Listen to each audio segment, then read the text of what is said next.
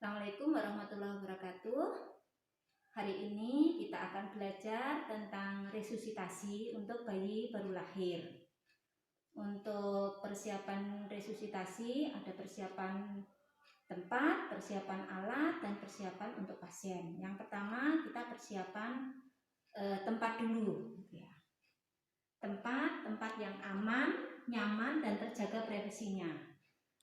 Aman artinya harus ada pengaman kanan kirinya. Tidak ada benda yang berbahaya, misalnya benda tajam yang ada di meja resusitasi. Nyaman, hangat. Jadi ini harus kita nyalakan terlebih dahulu. Dengan begitu nanti meja resusitasi ini sudah hangat sebelum bayinya lahir. Kemudian meja resusitasi yang datar, tidak terlalu empuk dan tidak terlalu keras. Kenapa tidak terlalu empuk? Artinya ketika kita nanti memerlukan pijat jantung, kasurnya itu tidak desek atau tidak turun. Kita siapkan seperti ini.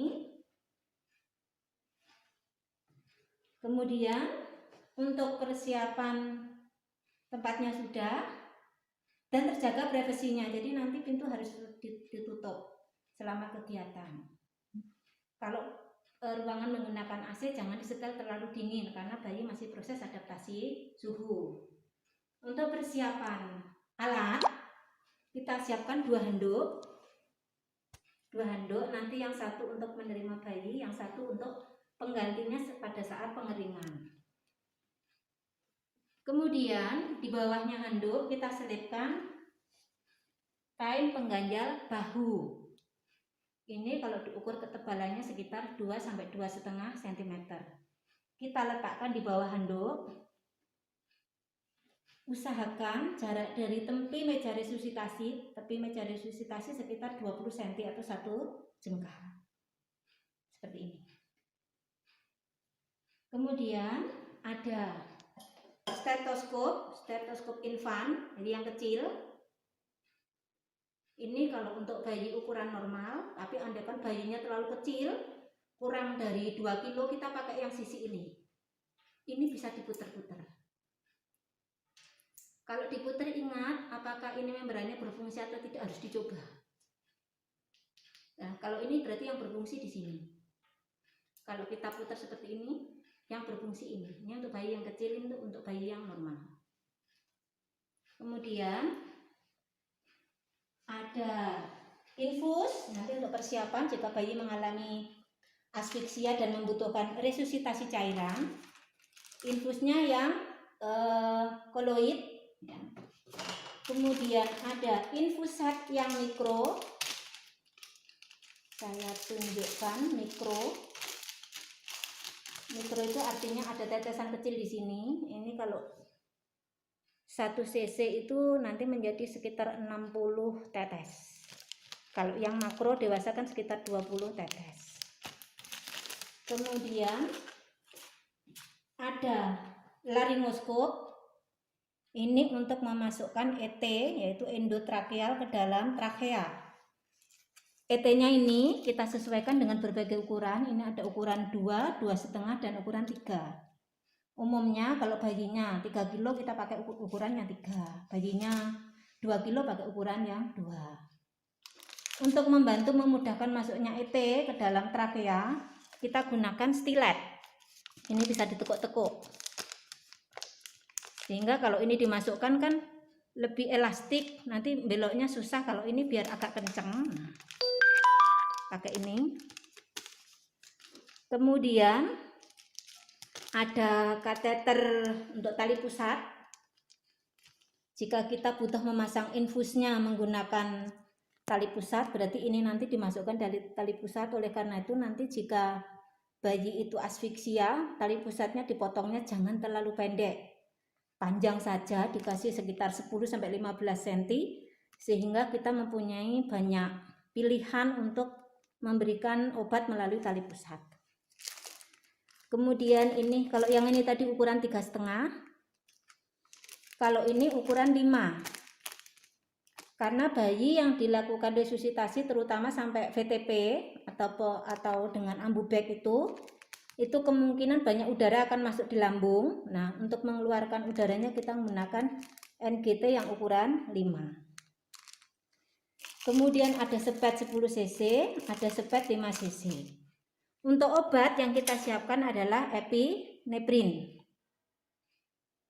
Epineprin ini nanti perlu kita oplos 1 cc dijadikan 10 cc, makanya kita siapkan sepet yang 10 cc dioplos menggunakan aqua bides. Kemudian ada delay atau bola karet. Ini nanti untuk menghisap lendir yang dari mulut dan hidung. Jika bayinya mengalami air ketuban yang keruh campur mekonium, kita menghisapnya menggunakan selang ini, karena kalau hanya menggunakan bola karet nggak bisa mencapai bagian dalam. Kita menggunakan ini, kemudian kita sambungkan menggunakan selang suction. Nah, seperti ini. Kalau kita masukkan, ini jangan ditutup dulu. Kalau sudah masuk, nah ditutup baru sambil ditarik. Ini jika bayi dengan ketuban keruh bercampur mekonium. Kalau tidak, berarti tidak perlu menggunakan ini. Cukup dengan menggunakan bola karet yang tadi. Ya. Kemudian kita siapkan balon yang mengembang sendiri. Ini bisa mengembang sendiri. Sungkup dengan berbagai ukuran. Ini mestinya ada 3 ukuran, S, M, L. Kalau ini S dan M, L-nya nggak ke bawah tadi, gitu ya. Kalau bayinya kecil berarti pakai sungkupnya kecil. Bayinya yang 2,5 kilo sampai 3 pakai yang M. Kalau bayi 4 kilo pakainya yang L. Ya. Ini yang bentuk bulat. Ini yang bentuk anatomis. Ini bentuknya segitiga. Ingat, kalau bentuk anatomis nanti yang ditaruh di hidung adalah bagian yang lancip. Jadi gini misalnya nanti.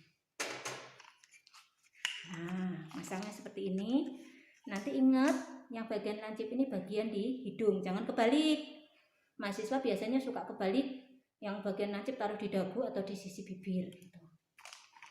Sungkup ini ada beberapa bagian, ini harus kita tes sebelum resusitasi. Caranya, taruh ini di telapak tangan, genggam kuat, pompa. Bocor pasti tidak ada tekanan. Dan ini harus dilepas, katup lepas tekanan. Nah, kenapa ini harus dilepas? Kalau ini tidak dilepas, nanti kalau kita tekan kuat, paru-paru bayi bisa jebol. Kalau ini dilepas, maka tekanan yang masuk maksimal adalah 30 mm air raksa sesuai dengan kapasitas. Kita lanjutkan, balon mengembang sendiri ini ada ini namanya reservoir. Ini tujuannya apabila nanti dibutuhkan oksigen 100%, ini kita sambung ke selang oksigen. Kita sambung ke selang oksigen. Ingat, masangkannya di sini. Bukan di sini, bukan ya. Di sini. Nah, kita alirkan oksigennya sekitar 3-5 liter. Nah, ini jika ingin mendapatkan oksigen 100%. Dan ini harus dipasang. Kenapa? Karena begitu ini kita pompa, sebagian oksigen akan masuk sini, dan ketika ini ngembang lagi akan kembali ke sini. Berbeda ketika ini dilepas. Kalau ini kita pompa, oksigen lepas, keluar.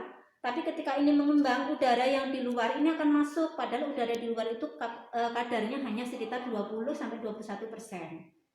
Untuk mendapatkan 100% ini harus dipasang. Oke, seperti itu. Tapi untuk VTP yang pertama kita tidak perlu membutuhkan oksigen. Jadi dilepas dulu, ini nanti digunakan untuk VTP yang kedua, ketiga, dan seterusnya. Oke. Ini untuk persiapan alatnya. Kemudian jika dibutuhkan VTP, kita perlu menggunakan oksimetri. Oksimetri itu untuk di sini dulu.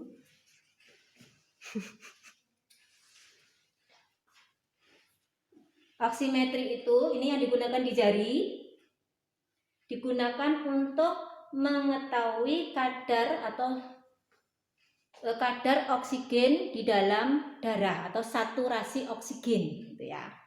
Kalau ini kita jepitkan di jari-jarinya bayi gitu ya. Mungkin di ibu jarinya gitu ya. Nah, kita pencet, nanti yang muncul di sini ada berapa kadar oksigennya dan berapa frekuensi jantungnya. Jadi ada pulse rate sama SpO2 dalam persentase gitu. Kok nggak keluar, Mbak? Bentar. Harusnya muncul nanti misalnya 98%. Terus, nah ini sudah muncul ini. Ini saturasi oksigennya 99%, frekuensi jantungnya Bu Tari 94. Oh, ini agak kebanyakan ini. Bu Tari deg-degan karena direkam. Ini ya, yang atas menunjukkan saturasi oksigennya atau kadar oksigen dalam darah, yang di bawah ini frekuensi jantungnya, pulse rate. Oke. Ini dipasang ketika BBL akan kita lakukan resusitasi. Gitu. Kalau tidak dilakukan resusitasi, nggak perlu menggunakan saturasi oksigen, nggak perlu menggunakan oximetri. Oke, begitu. Kira-kira apa lagi ya? Untuk persiapan alat sudah cukup. Terima kasih. Terus